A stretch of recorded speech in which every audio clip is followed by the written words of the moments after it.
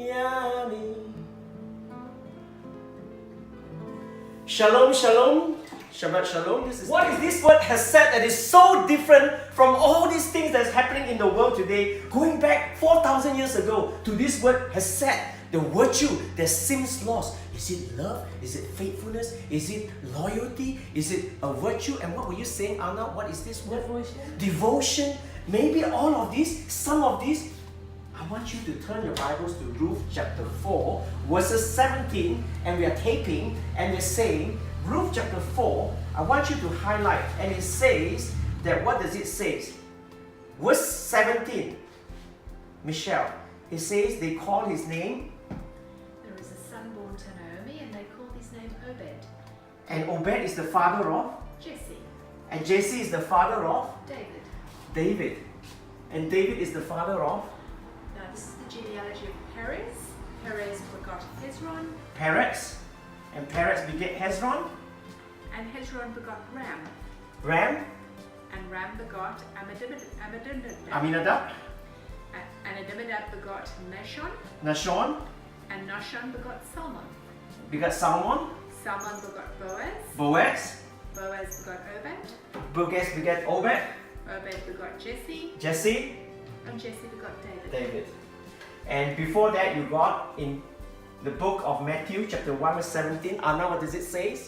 So all the generation from Abraham to David are 14 generations, and from David until the carrying away into Babylon are 14 generations. Thank you. We stop there. What I try to highlight to you, if you go back tonight and you can't sleep, hypothetically, you look right from Abraham all the way to David. 14 generations. 14 generations. If you look at it, who begets Obed? Is Ruth and the union with Boaz. Ruth experienced hesed from Boaz. Boaz is a kinsman redeemer. He is like a statesman. The Hebrew word is Hayil Gibo. He's a very wealthy, good-looking man that has a lot of riches, and yet he has this humility. He told Ruth, you don't glean with the people, you glean alongside me, my people here. You don't have to take the leftover, the crumbs. No, when my people go, you take. That's why she took home about 30 pounds of barley sorry. But that is not the point.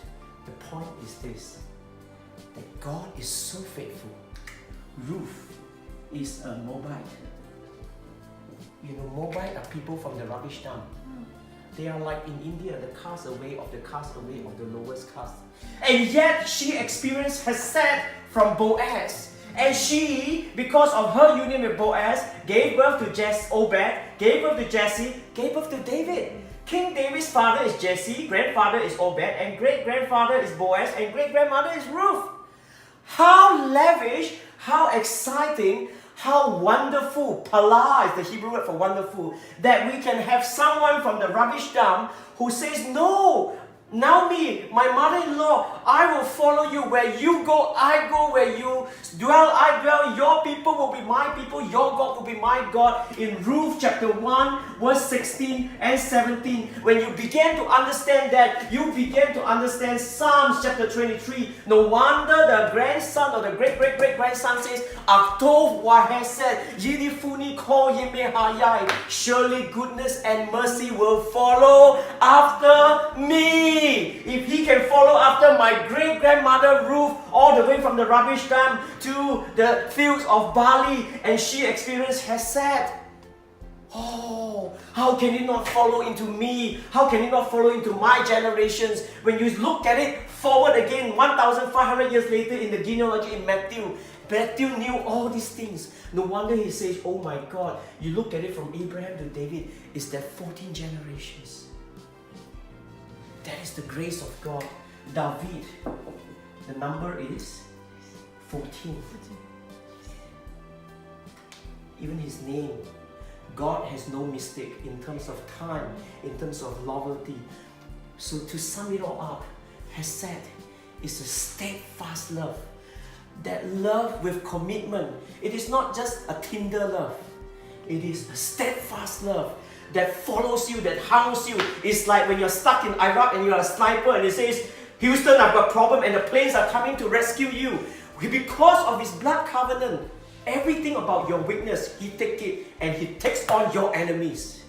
No wonder David says, my God, he prepared a table before me in front of my enemies. My cup runs over. That is the lavishness of God. That is said, ladies and gentlemen. May you be truly blessed.